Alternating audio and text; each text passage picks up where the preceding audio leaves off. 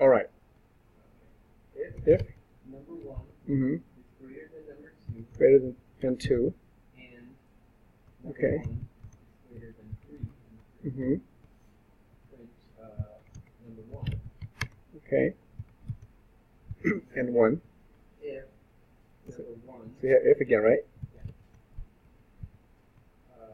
number 1 is less than number 2, Mm-hmm. and number 2 is greater than 3, Mm-hmm.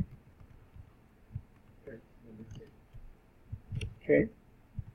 Then, if number 1 is less than number 2, and number 2 is less than 3, print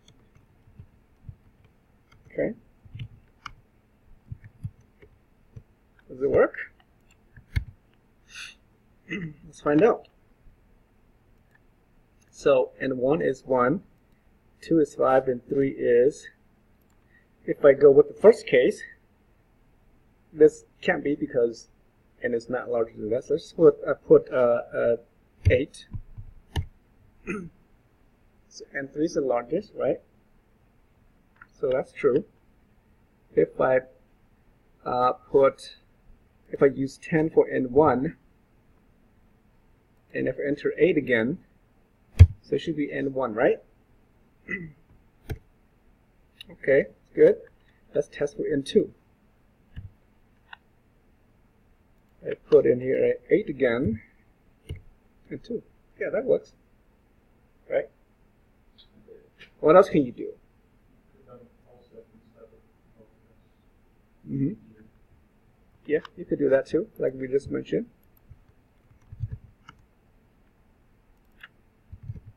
Else if, and then this is else. Mm-hmm. You don't need that, right? So shorten it. I got a short circuit. Let's see. If 8, then 2, there should be n2. Okay. And this should be n3. If I put 100, it should be n3. And then this now should be n1. Put 2. Yeah, so you got shorter, right? But I mean, this is okay. There's other ways you guys should make this even shorter. But I'll let you ponder on that. Okay, there's actually another way which should be shorter.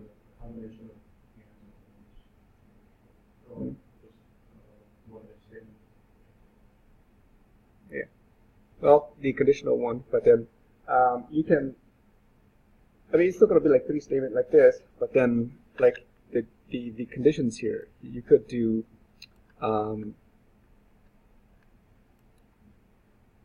Because actually, if n1 is larger than 2 and 1 is larger than 3, then that's true. And in this part, we know that 1 is larger than 2 or 3, right? So you can actually rewrite these conditions so that it's much less than what you have there. Okay. But that's the way you do it, right? That's how you do it. Now, if I added another number, you can see that these if blocks almost like double. Okay. So it's always like n to the power of 2 times, and it gets complicated as you get more numbers to test. So, I mean, are we glad we have computer programs to help us do that, right? Okay, so very good. Cool.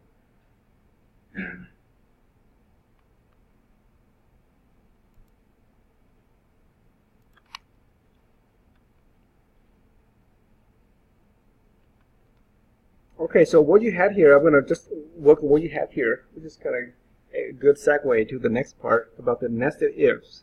Okay, so we have 2 nested ifs. You can combine those together to form a compound statement condition like this. This is a compound condition. Okay, notice that I did not put a paren here. You could. Usually, this is much easier and safer to do it if you wrap it with a pair of parentheses like this. Okay. And so you know this is one group and this is the other group, right? But if you don't put it here, if it's just 2, then usually Java knows that it needs two operands for each of these operators. Okay, two operands. So therefore, it's going to test this first, and then this one needs two operands as well. Okay, it's going to test that first. Now, if you wrap it with, if I do this, it's still going to know, right? Same thing. It gets confusing later on if you have a lot of compound statements, because this one means different if I put this together in here like this. Okay, it means different. It doesn't make sense, of course, in this case, but just be careful where you put the parentheses, because that can lead to a very, very unexpected result. Okay. So here we have two conditions, and you can break this down into a nested if. So how would you break this into a nested if? What does it look like? The first part. That will still result in the same output, right? It will still be true. So every time you see a compound statement like this, especially in AND, it's always a nested if. That means I can take this out, second part, and put it inside here. If. Okay? And remove the AND. But then this statement needs to go inside that if block here. So again, just to be safe, you wrap that with the curlies like that. So it looks like that. Let me just separate this a little bit so you can see the space in here. So there is a compound statement split or broken down into a nested if block. And this is because I'm testing this. This has to be true. So back to the short circuit, right? If that is false, then I don't need to check this part because I know it's false already. Okay. If this is true, then only then I will go and check the second part. Is that true? Yes, it is. Then go ahead and print that out. If it's not, then skip that, and then it will skip that out, and then do something else. In this case, yeah, well, it's a little bit different. Okay, it's not going to print. It's not going to print. I think it probably won't print something. If I put, for example, N1 is greater than 3. If I put N3 as yeah, I think it does. It will, right? If I put 8, it should still print N1 as the largest one, right?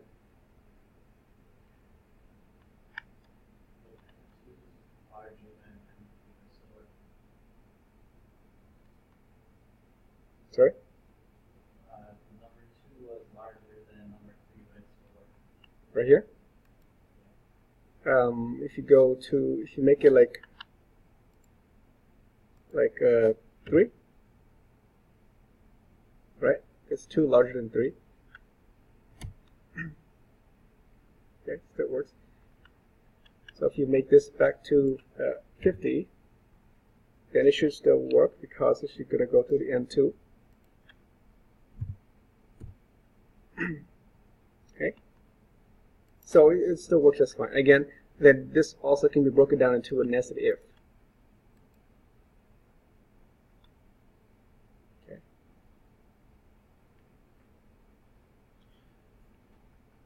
So you can nest this inside each other. If you have an OR, if this is an OR,